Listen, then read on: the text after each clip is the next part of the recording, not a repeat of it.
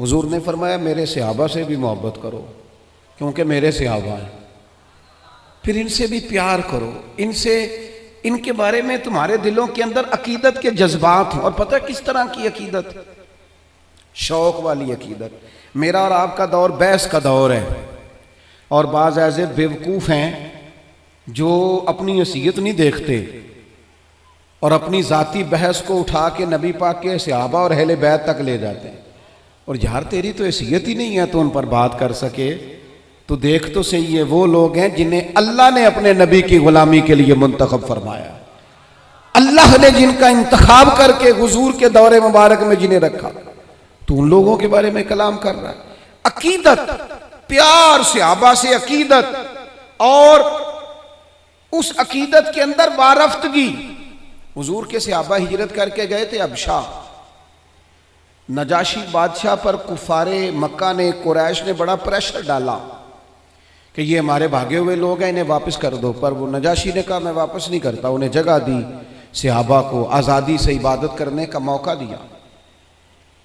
ایک دفعہ نا حبشہ سے کچھ مہمان آ گئے جہاں صحابہ جا کے رہے تھے، تو جب وہ لوگ آئے نا یہاں مسجد مدینہ منورہ میں، اللہ کے محبوب علیہ السلام نے ترکی خیمہ لگوایا، حضور ان کے لیے نئے نئے کھانے پکواتے، ان کے لیے محبوب کے کوئی انوکھا رنگ اور پیار کا کوئی نرالا انداز۔ تو صحابہ نے عرض کی یا رسول اللہ صلی اللہ تعالی علیہ وسلم، مہمان پہلے بھی آتے جاتے ہیں، لیکن ان کے ساتھ آپ کا رویہ منفرد کیوں ہے؟ تو حضور فرمانے لگے جب میرے صحابہ وہاں گئے تھے تو انہوں نے پیار کیا تھا، تو جو میرے صحابہ سے محبت کرے ان سے محبت نہ کروں؟ اللہ کرے آپ کو سمجھ آئے، جو جناب ابو بکر سے محبت کرے اس سے حضور محبت فرماتے ہیں، جو حضرت عمر سے محبت کرے ان سے حضور محبت فرماتے ہیں، جو سیدنا عثمان غنی کا حیا کرے ان سے محبوب محبت فرماتے ہیں۔ اور مولا مرتضیٰ کے بارے میں تو فرمائے اس کی محبت ہی تو ایمان ہے، اور علی کا بغض ہی تو نفاق ہے۔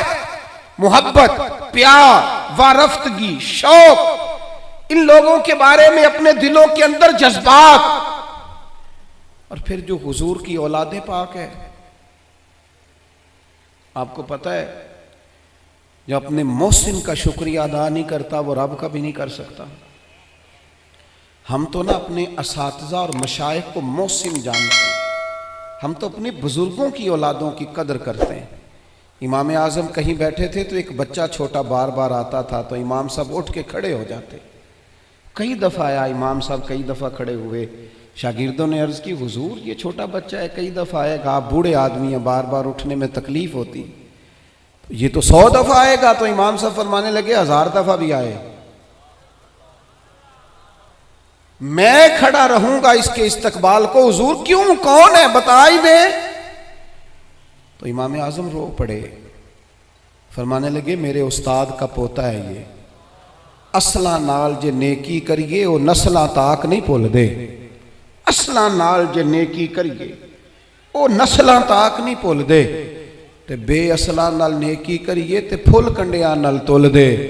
اور میرے عزیز، ہم تو اپنے اساتذہ اور مشائخ کی اولادوں کا احترام کرتے ہیں، اور پھر جو نبی پاک کی اولاد ہے، پتہ ہے حضور نے کن لفظوں سے اپنی اہل بیت سے محبت کرنے کا کہا ہے؟ کن لفظوں سے؟ حضور فرمانے لگے اللہ سے محبت کرو تو میں رزق دیتا ہے، اور مجھ سے محبت کرو میں اللہ کا رسول ہوں، اور فرمایا میری اہل البیت سے محبت کرو چونکہ میری اولاد ہے، اور میری طرف دیکھ کے ان سے پیار کرو۔ حضور کی اولاد کے بارے میں جذبات، وارفتگی۔ میرا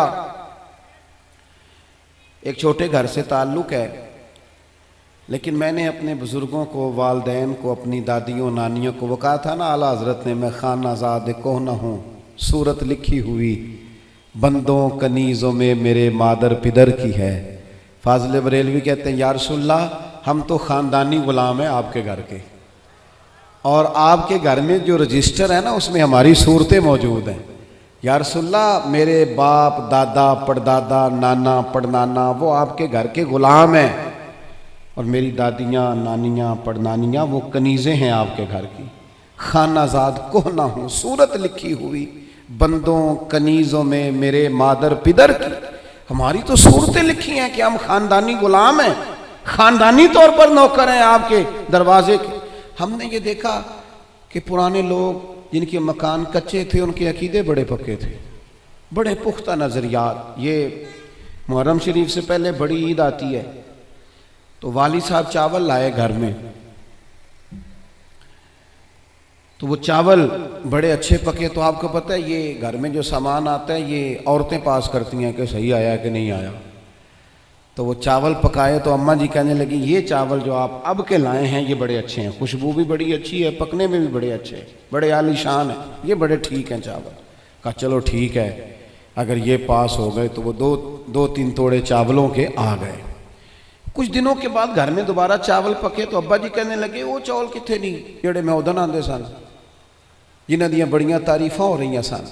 سادے لوگ، کم پڑھے لکھے، لیکن وارفتگی، شوق اور عقیدتیں اتنی انوکھی۔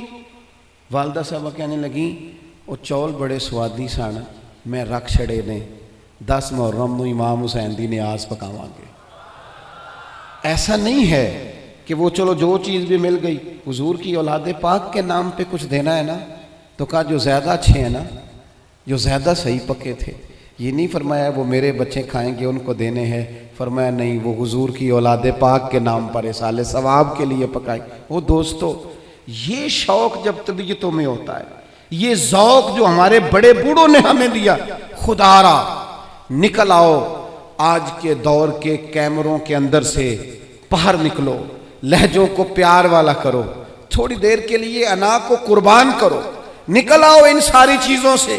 وہ جو خود سے اپنے اپنے پروٹوکول بنا لی ہیں ان سے باہر آؤ، لہجہ محبت والا، بولنا محبت والا، آنا جانا محبت والا، کوئی کسی پر ہمارا وجود بوجھ نہ بنے، ہم کبھی کسی کو تکلیف نہ دیں، ہمارے انداز سے کبھی کوئی لوگ، بڑا خطرناک ہوتا ہے وہ بندہ جو کسی کو اتنا ستائے کہ وہ آدمی کہے یار تو نے بڑی تکلیف دی ہے، میں تیرا کچھ نہیں کر سکتا، میں رب کی بارگاہ میں تیری شکایت کروں گا۔ یہ بڑا خطرناک مسئلہ ہوتا ہے۔ ہم بعضوں کا سمجھتے ہیں سامنے والے نے نظر جھکائی بول نہیں سکا، وہ تیری نفرت کا شکار تو ہوا ہے، پر یاد رکھنا جب مظلوم کی آہ نکلتی ہے تو آسمان کے دروازے سارے کھل جاتے ہیں۔